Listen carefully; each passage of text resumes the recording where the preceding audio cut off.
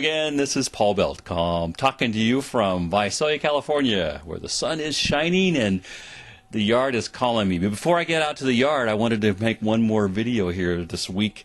I've been thinking in the last couple of weeks about the random acts of kindness theme.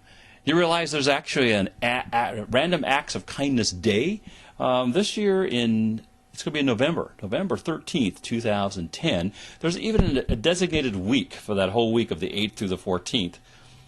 But why is that we actually have come to that place for the last several years? We have this designated time for random acts of kindness. Is it that we've just become so self-absorbed that kindness has now become a whole new focus, an emphasis that we have to remind each other to engage in?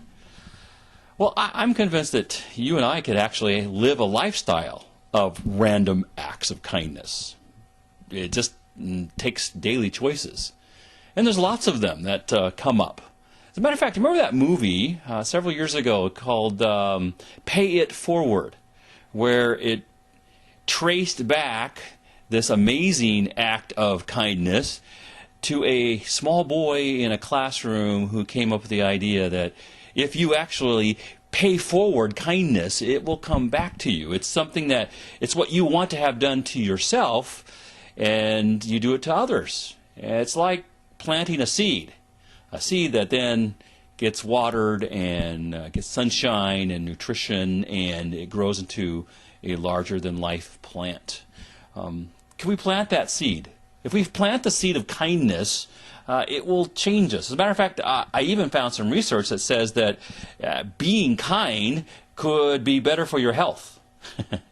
It lowers stress in many different ways and in many different aspects of our daily routine. So what are some random acts of kindness that we can do on a regular basis? Well, several years ago I came up with a few, and I have a list that I made because I wanted to remember them, so I'll refer to my list. The first one, I shared this with some folks probably about 10 years ago, because it was an amazing idea, I thought. It didn't change the world, just one small part, and that's leaving extra quarters at the car wash. Talk about the type you have to get out of your car and actually, put quarters into the machine, and then you have that brush, and you have the spray nozzle, and that in essence, is that the right word? Incessant, that's the better word, beep that comes up when it's to warn you time is running out, and you don't have any more quarters. Well, I came up with this idea, why not leave a few extra quarters each time I use that car wash, so that someone else won't be stressed that they don't have enough quarters. And actually what's happened too, I see that there are some homeless folks that kind of walk through that car wash area, just right around the corner from my home, that kind of use those areas where you might leave quarters, like the old check the payphone slot, the coin slot. Since there aren't too many payphones left anymore, they're checking other places where money might be left. So another idea might be leave extra money at the vending machine so someone else coming along can be treated because you were kind and left some extra quarters.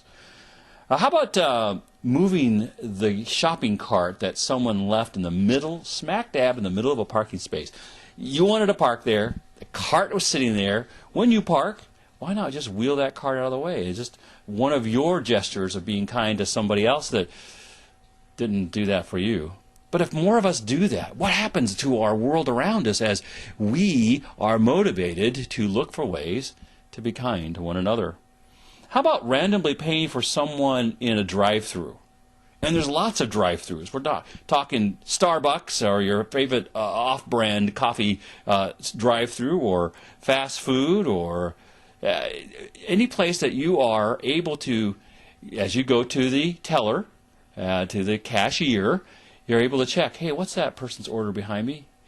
Take it out of that change I just gave you and pay for that. And that person, when they come up and say, hey, it was already paid for, that person just drove off, it is planting a seed of kindness. Wow, somebody would do that? Now, see, I had that done not too long ago by a friend.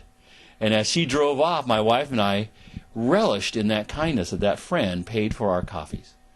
Why not do that just routinely for others, period? And then they will do it for somebody else, perhaps.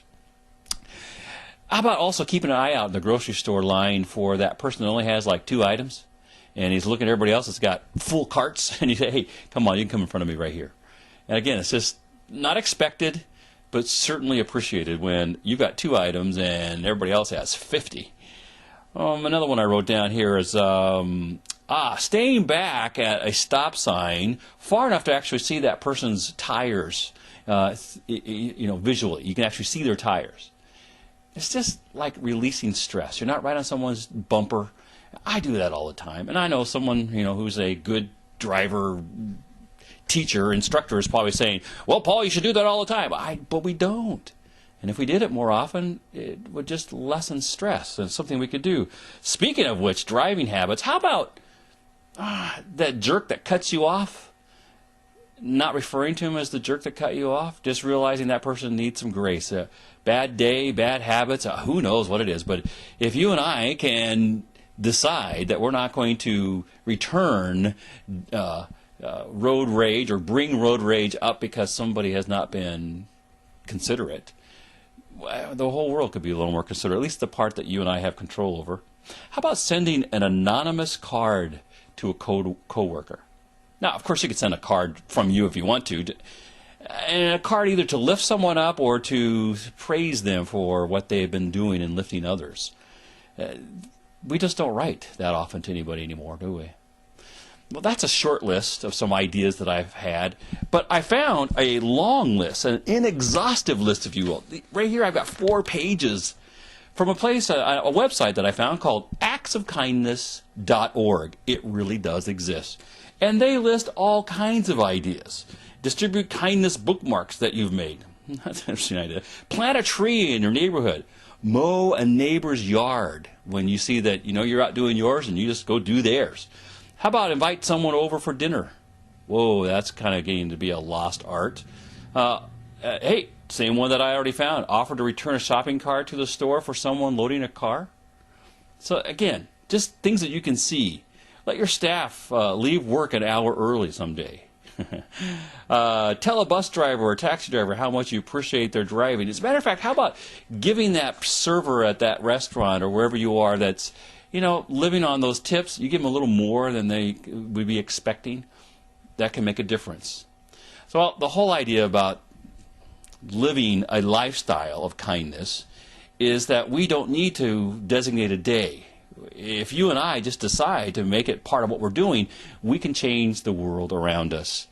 And so that's what I'm encouraging you with. Rather than get what you are receiving, how about treating others the way you want to be treated? That's what Jesus talked about, turning the cheek, rather than getting back into their face.